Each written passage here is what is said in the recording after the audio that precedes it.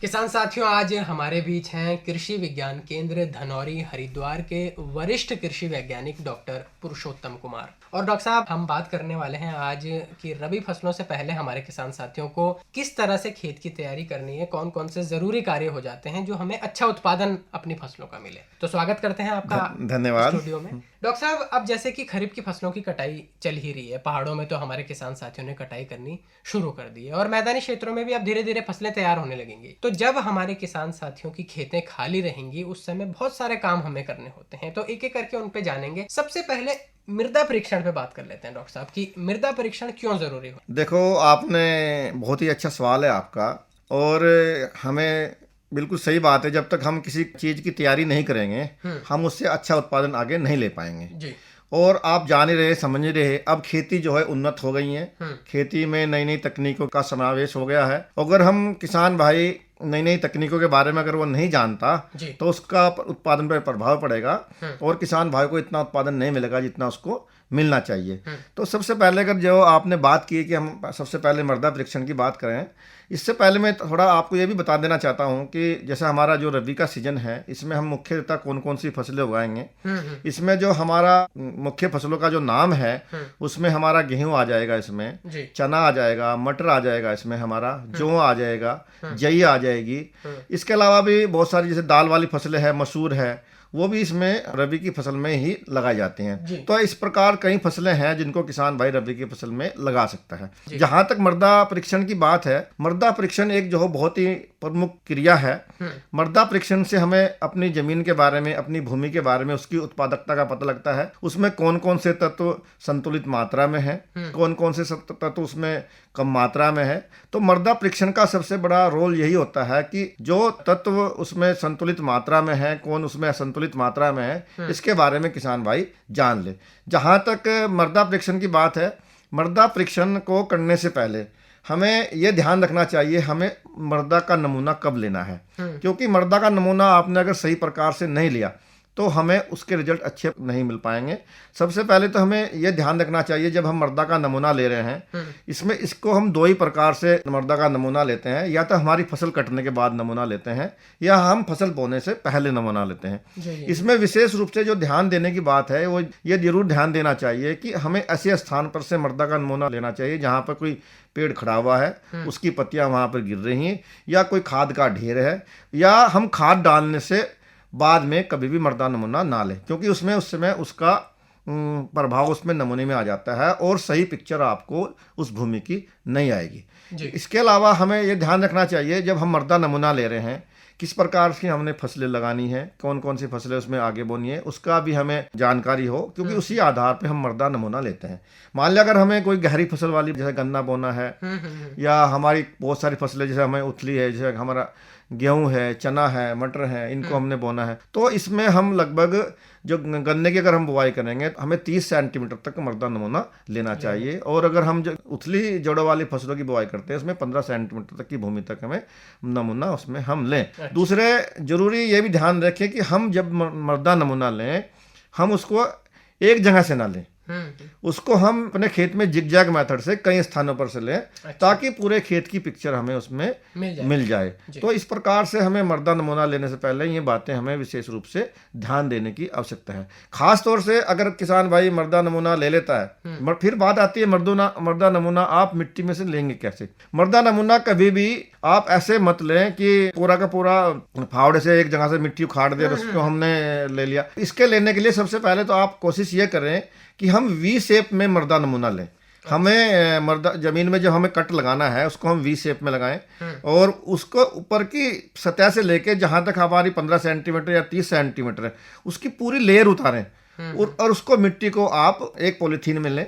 Polythene में लेने के बाद उसका खेत का उसमें पहचान लिखे, नाम लिखे, किसान जो अपना नाम लिखे, तब उसकी मृदा परीक्षण आप कराएं, ताकि आपको हमेशा पता रहे कि मृदा नमूना जिस खेत का हमने लिया, इसकी हमें मिट्टी की जांच हमने कराई है और इसके हमें ये रिजल्ट आए हैं। उस आधार पे अगर हम खाद उर्वरकों का प्रयोग करेंगे तो अच्छा उत्पादन निश्चित तौर पे मिलेगा। बिल्कुल बिल्कुल अच्छा बिल्कुल। डॉक्टर साहब, आपने बताया कि मटर, गेहूं, ये तमाम फसलें हमने रबी के सीजन में लगानी है, तो इनकी बिजाई हमें कब तक कर देनी चाहिए? देखो, अक्टूबर नवंबर का जो महीना है रबी की फसलों की बुआई के लिए सबसे प्रयुक्त होता है। खास तौर से जैसे अगर हम उत्तराखंड की बात करें, हमारे यहाँ की जो भौगोलिक स्थिति है वो 2 प्रकार की भौगोलिक स्थिति है। हमारे यहाँ तराई और भाबर के किसान भी है, हमारे यहाँ पहाड़ी किसान भी है। अगर हम खेत की तैयारी के बारे में अगर हम बात करें, खेत की तैयारी हम किस लिए करते हैं, हमें ये चीजें भी जानना बहुत जरूरी होता है। खेत की तैयारी का मतलब होता है कि एक अच्छा वातावरण जो हम अपनी फसलों को दें ताकि उसकी अच्छी वृद्धि और अच्छा विकास जो हमारी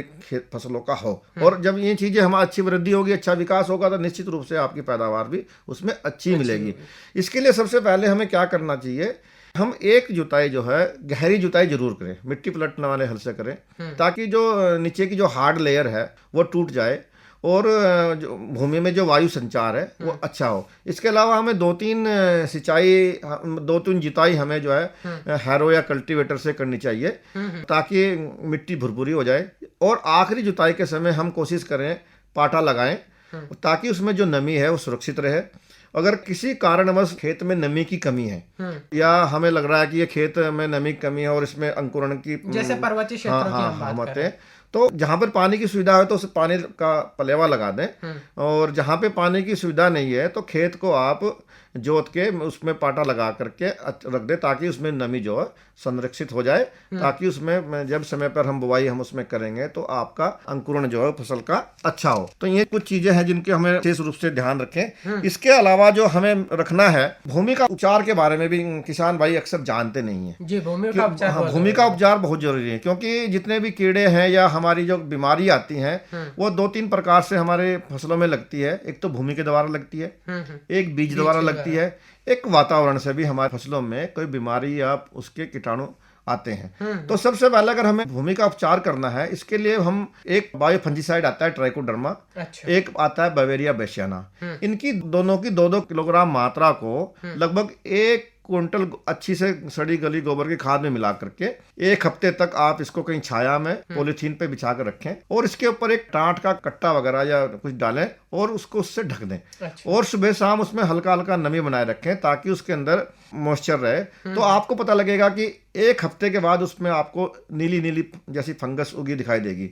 तो जब यह स्थिति उसमें आ जाती है, तो जब आप अपने खेत की तैयारी कर रहे हैं तो आखिरी जुताई से पहले आप इसको अपने खेत में डाल दें और उसको अच्छी प्रकार से मिट्टी में मिला दें। इससे फायदा ये होता है, तो जो हमारे जो ट्राइकोडर्मा है या बवेरिया बेसियाना है, बवेरिया बेसियाना भी एक फंगस है और ट्राइकोडर्मा भी एक फंगस ही है। ये जो हमारी जो विरोधी फंगस है, जो हमारी हानिकारक फंगस है जिससे हमारी फसलों में बीमारियां लगती हैं या हमारी जो फसलों में जो कीड़े लगते हैं जिनसे, उनको ये नुकसान पहुंचाते हैं, उनको ये नष्ट करते हैं और हमारी फसल जो है अच्छी पैदावार होती है। उसमें बीमारी और कीड़ों का जो प्रकोप कम होता है। अगर बीमारी और कीड़ों का प्रकोप कम हो तो किसान भाई की लागत मूल्य भी घटता है, उसकी पैदावार भी बढ़ती है। और जब लागत मूल्य घटता है तो निश्चित रूप से किसान की आमदनी भी बढ़ती है। तो ये छोटी छोटी चीजें हैं जिसको किसान को जरूर ध्यान रखने की आवश्यकता है। जी डॉक्टर साहब, बहुत ही विस्तार से आपने बताया कि भूमि उपचार हमारे किसान साथी कैसे कर सकते हैं और बहुत जरूरी भी ये हो जाता है। डॉक्टर साहब, अब थोड़ा सा खाद और उर्वरकों की बात कर लें कि अगर हम खेत तैयार कर रहे हैं तो किस तरह से खाद उर्वरकों का हमने प्रयोग करना है। ये भी आपका बहुत अच्छा सवाल है जी, क्योंकि खाद और उर्वरक जो है हमेशा ध्यान रखना चाहिए संतुलित मात्रा में और खाद और उर्वरकों का हम प्रयोग करें। और एक चीज ये भी जरूर ध्यान रखें, हमें अपने खेत में जीवांश पदार्थ की जो मात्रा है उसको भी पर्याप्त मात्रा में रखें। और वो तभी उसमें संभव है जब हम बुवाई से पहले या खेत की तैयारी के समय उसमें हम कार्बनिक खाद का प्रयोग करेंगे, चाहे वो हमारी गोबर की खाद है, चाहे वो हमारी वर्मी कंपोस्ट है। तो इसमें जरूरी आप लगभग 15 से 20 टन जो गोबर की खाद और या 8 से 10 टन वर्मी कंपोस्ट, इसको बुआई से पूर्व जब आप तैयारी कर रहे हैं उससे जरूर आप अपने खेत में मिलाएं।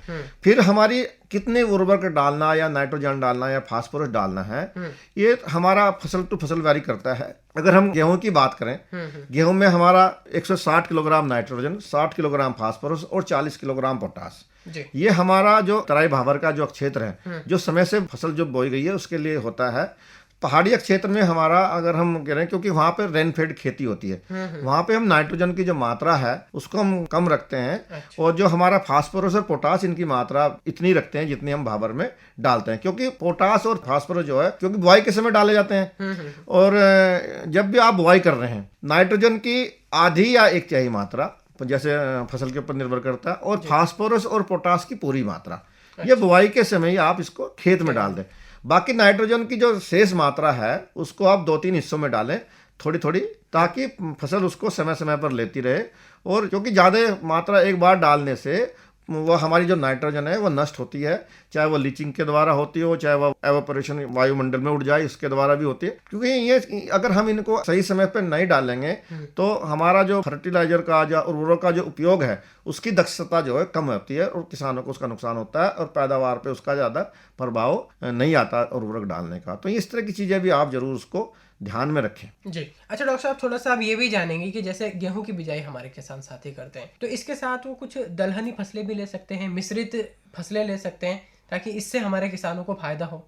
जैसे अक्सर हम देख रहे हैं कि हमारे किसान साथी इस तरह से भी खेती करने लगे। आजकल विकास जी आप देख रहे होंगे कि प्राकृतिक खेती के बारे में आजकल बहुत किसान भाइयों का भी, सरकार का भी बहुत जोर है। जी जी। और प्राकृतिक खेती हम करते क्यों हैं?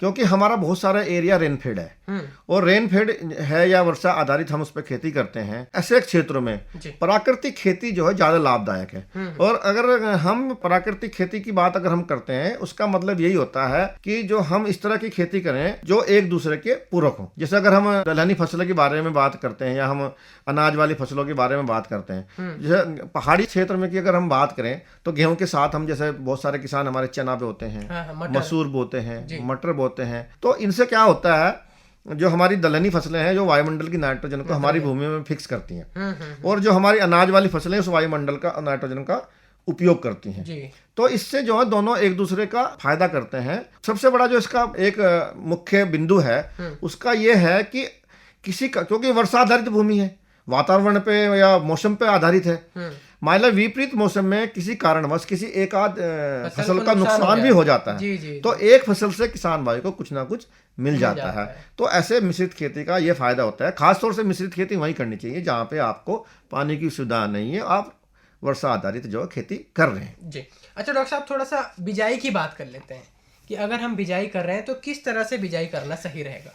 बहुत अच्छा सवाल है आपका विकास जी। क्योंकि बिजाई फसल से बोने से पूर्व हमें ये जानकारी जरूर होनी चाहिए कि हम बिजाई कैसे करते हैं। बिजाई की कोशिश करनी चाहिए हम हमेशा बिजाई को कतारों में करें।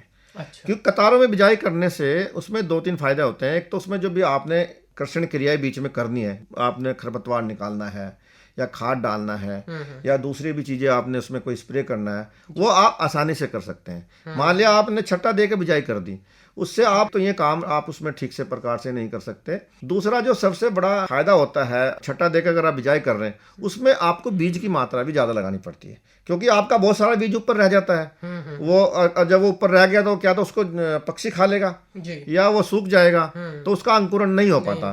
अगर आप कतारों में बिजाई आप कर रहे हैं और सही मॉइस्चर पे आप कर रहे हैं तो आप एक तो बीज का फायदा आपको होता है, बीज की कम मात्रा लगेगी। तो इसलिए हमेशा कोशिश यही करें कि हम सही उचित दूरी पे लाइनों में कतारों में बुआई अवश्य करें। इसके लिए हम सीड ड्रिल का प्रयोग भी कर सकते हैं। आजकल हमारे बहुत अच्छी सीड ड्रिल आ रही हैं जिसमें हम फर्टिलाइजर और बीज एक साथ डाल सकते हैं, तो फर्टिसीड ड्रिल बोलते हैं इसको। ये भी आप लाइनों में बिजाई करने के लिए आप इसका उपयोग कर सकते हैं। अच्छा डॉक्टर साहब, चलते चलते एक प्रश्न मैं आपसे करना चाहूँगा कि खरपतवार भी एक समस्या रहती है, तो क्या खेत तैयारी के पूर्व हम नियंत्रित इसको कर सकते हैं? इसका बिल्कुल बहुत ही अच्छा आपका ये सवाल है। खेत तैयारी से पूर्व इसका हम यही करते हैं, अगर हमारे समर में अगर हमारे पास समय है, मान लिया हमें खरीफ की कटाई से थोड़ा पहले अगर हम गहरी जुताई कर देते हैं तो हमारे जो खरपतवार के जो बीज हैं, एक तो वो जब उसमें धूप में वो एक्सपोज होंगे तो एक तो वो बीज नष्ट हो जाएंगे, और दूसरा सबसे कुछ बीजों को हमारे पक्षी या दूसरी चीजें उसको खा जाते हैं। जब हम कोई फसल लगाएंगे तो निश्चित रूप से उसमें खरपतवार की जो समस्या है वो कम होगी। तो इस प्रकार से जो हम खरपतवारों का नियंत्रण कर सकते हैं। जी, तो डॉक्टर साहब बहुत ही महत्वपूर्ण जानकारी आज आपने हमारे किसान साथियों तक पहुंचाई कि अगर हमें रबी की फसलें लगानी हैं तो किस तरह से हम तैयारियां कर सकते हैं, अच्छा उत्पादन ले सकते हैं। आप स्टूडियो में आए, इतनी महत्वपूर्ण जानकारी हमारे किसान साथियों तक पहुंचाई, इसके लिए आपका बहुत बहुत आभार। धन्यवाद। धन्यवाद विकास जी।